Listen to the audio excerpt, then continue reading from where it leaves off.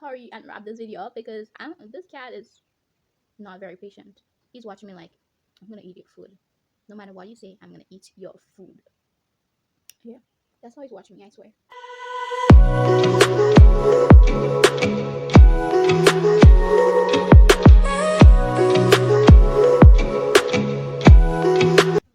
Hi, I'm Zinzi, and welcome to this book ability. First, I must apologize for my glasses. It has a little glare, which I know can be annoying, but um, I need to protect the eyes. You know what I'm saying? So, this video is all about my April TBR and what I want to incorporate into my April TBR. So, I have 5 books about disability and essays by disabled people that I want to incorporate into my TBR. So that is what I'll be talking about in this video. The first book on my list is Roll With It by Jamie Summer. I don't know, like this book has mixed reviews. Some people are saying that this is an instance where the mother is writing from a child's perspective. The child has disability and the mother is writing a story or something like that, and it doesn't really feel authentic, and the representation doesn't really come through that well. So I don't know w- exactly if that is true or not, but that's what I read in the reviews. And well, I guess I'll understand and see, you know.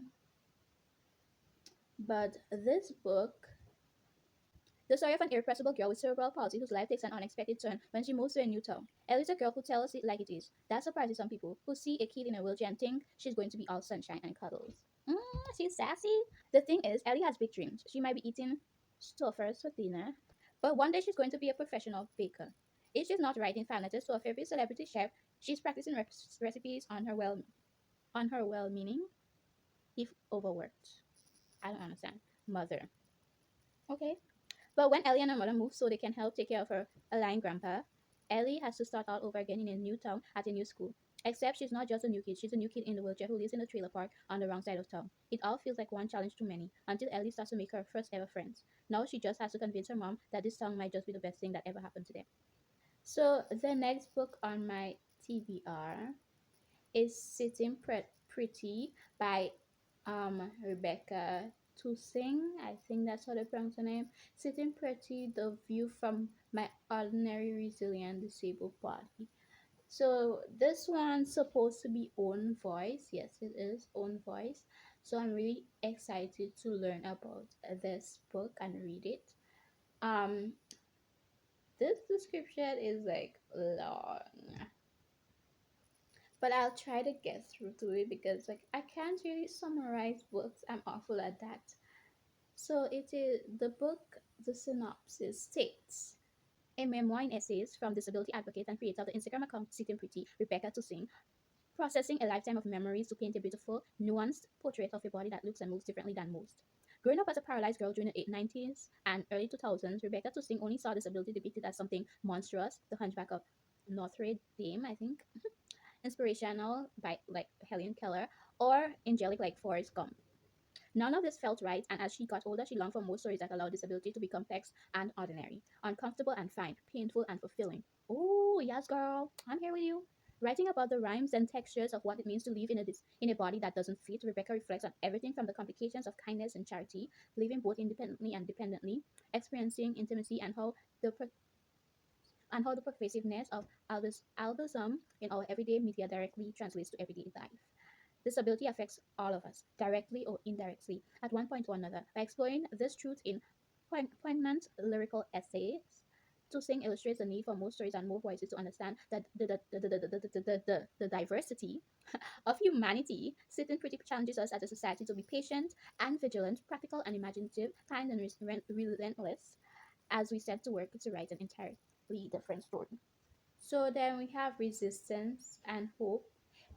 Essays. Oh my gosh, why did I go there? Essays by Disabled People by Alice Wong. So this is 16 essays by 17 disabled writers, activists, and artists. This is script wisdom for the people. Edited by Alice Wong, founder of the Disability Visibility Project. Resistance and hope will transform the way you think about activism, leadership, and social justice. How do we fight back in an era of uncertainty, institutionalized cruelty, and widespread tolerance for albinism and hate? I hope I'm pronouncing this word right because I just feel like I'm not, but let's hope. Written in 2017, the author explores resistance, hope, self care, disability rights, and justice, and the politics of Trump in a series of provocative, challenging essays. They bring the power of intersectional cross platform organizing and the strength found through neutral accountability to words that will help you define the resistance you want to fight for, not just the harm you want to react against. Dare to dream bigger and create space for all with this visionary essay anthology for multiple marginalized disabled people, redefining an inclusive climate of resistance. The time is now. I agree, the time is now. So the next book that I want to read by also by Alice Wong is Disability Feasibility First Person Stories from the 21st Century. So it says a groundbreaking collection of first person writings on the joys and challenges of the modern disability experience. Disability and Feasibility brings together the voices of activists, authors, lawyers, politicians, artists, and everyday people whose daily lives are in the worlds of playwright Neil Marcus and art and in an ingenious way to live, a vintage book's original. So the next book, which is a graphic novel, um, which I started reading last night actually, and I thought to include it in this TBR, even though I might finish it before April even starts. But let's hope that I can wait. But yes, it is A Sign of Affection, Volume 1. Even though I might finish read Volume 1 in this March month, I might finish, I might continue the other volumes in April. So either way, we need to include it in this TBR. It is by Sue Morishta. Sorry for butchering this name, but it says, and basically so far what happened, I'm almost halfway through. um so she met him on a train and she cannot hear anything. She's basically deaf. So yeah, so she's deaf and she needed some sort of help on the train, and he came to her rescue. He was acting really normal with her, and she liked that about him, and she basically wanted to get to know him more. So she told she told her friend about him, and the friend knew him. The friend was like, he works at this place where the friend has a crush on the boss. So basically they went over there, and he walked her back home. So basically he walked her home. She asked him for his number through texting. He doesn't know sign language, so but she did ask her what is the sign language for sure when she asked him for the number.